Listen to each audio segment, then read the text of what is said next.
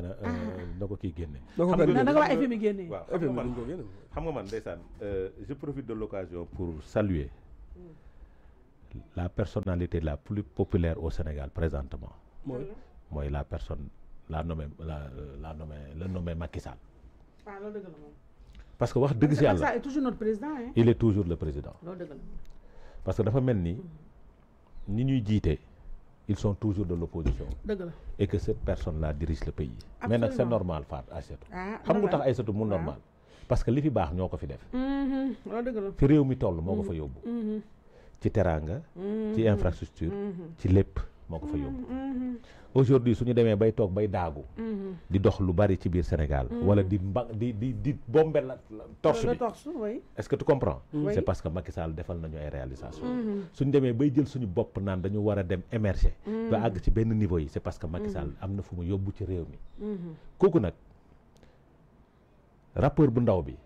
su bëggee siiw xew ku muy attaqué. bu mag bi. mais c'est ça la vérité. Maintenant dans leur existentialisme politique. Il faut qu'ils parlent de Macky Sall pour exister sur le plan politique. Et faire oublier leurs limites, leur incompétence notoire par rapport à la gestion du pays. Parce que nag gémmiñ gu waxul dëgg waxi fen nañ ma balaax ci kàddu gi.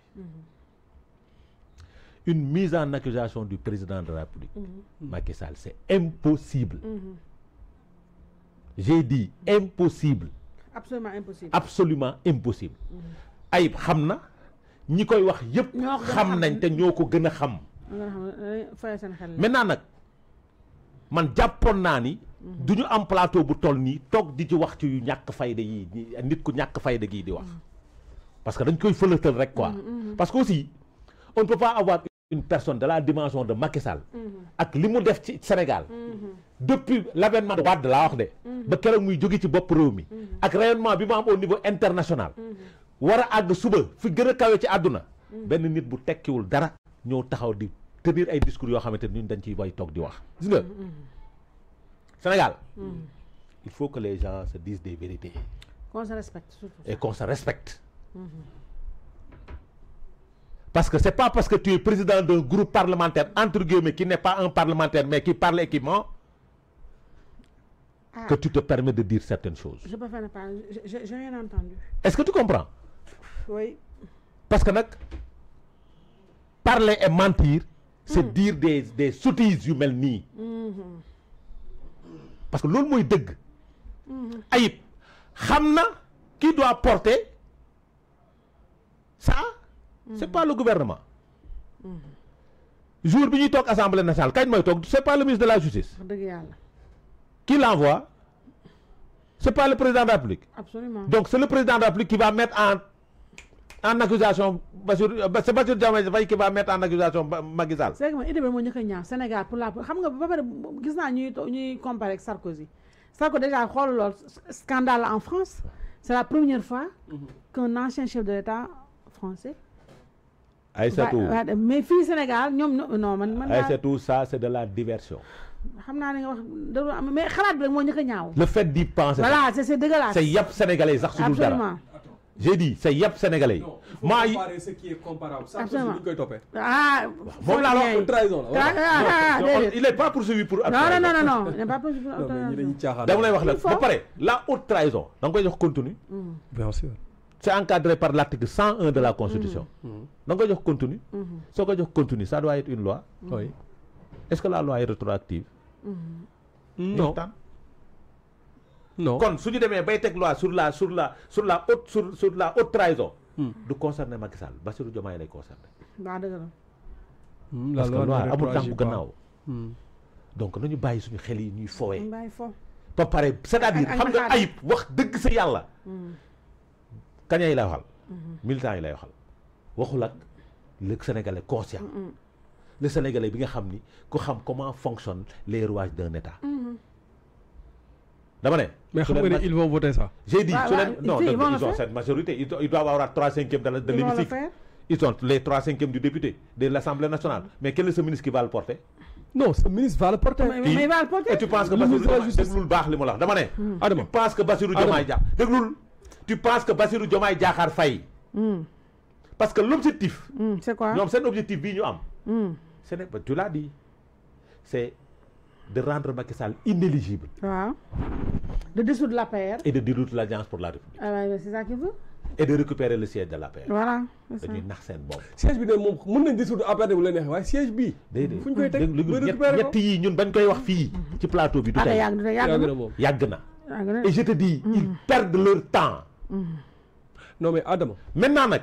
Non Adama, sois réaliste avec ces gens. Non, non, c'est que ces gens ils vont aller jusqu'au bout. Man il va aller jusqu'au bout. déglu dama lay wax lenn. Il faut ñu bëgg miir bi. déglu baax li ma la. dañ koy waaw très bien. Mais dinañ ko def. déglu li ma la wax. Ils vont le faire hein. déglul baax li ma la wax. Ils vont se casser la tête. ñi dafaalewuñu loolu. déglul bu baax.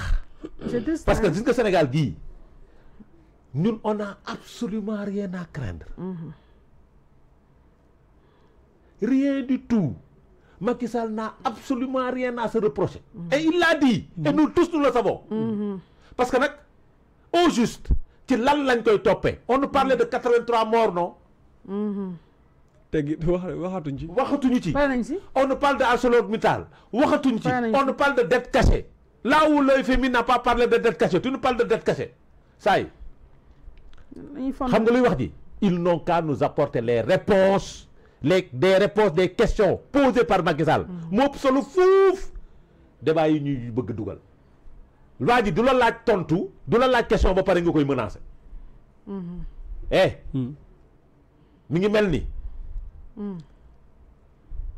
ma ne Aïssatou. dénkoon nga ñëw nga wax li ngay wax. ma ñëw ne la Aïssatou damaa bëgg lii nga yor nga wax ma ko. nga génn saa nga après ma andil ma tontu yi nga may menacer naan ma soo fi waxatee. waaw. Est-ce que vous pensez que ces menaces-là peuvent faire taire à Macky Sall ñu ngi nax seen bopp.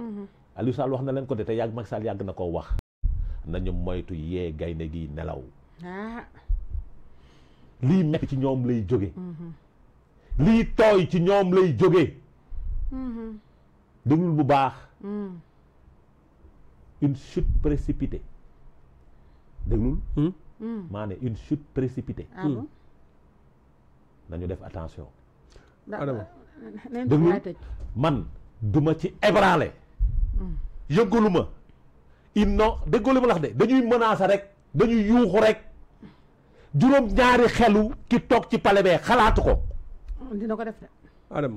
juróom ñaari xelam laa la wax. Adama xamu tax gàcce la ciy jëlee parce que nag on a absolument rien à se reprocher. Adama là je suis pas d'accord avec toi. Non mais c'est-à-dire Adama, on a quitté la normalité depuis 2024. Li ngay wax nii c'est dans le cadre normal. Des choses. D'accord? C'est que Adama, président de la République mii ngay wax nii. Mais il n'ose pas engagé wul sa signature. Quelle signature? Assemblée nationale pour déclaration de politique générale. À cette période-là, il n'était pas président de la République. Il n'était pas encore président de la République. Léegi mooy président bi. Mais bien sûr. Léegi tontu nga Ngaaka Ouz ak Assane kan moo ciy suñu président. Non, maintenant c'est lui le président. Dese na maa leer. Non mais fi mu ne nii nag mooy suñu président. Dese na maa leer. Dese na ma leer. Leer Dese na ma leer. Sot ngeen ma nag. Adama.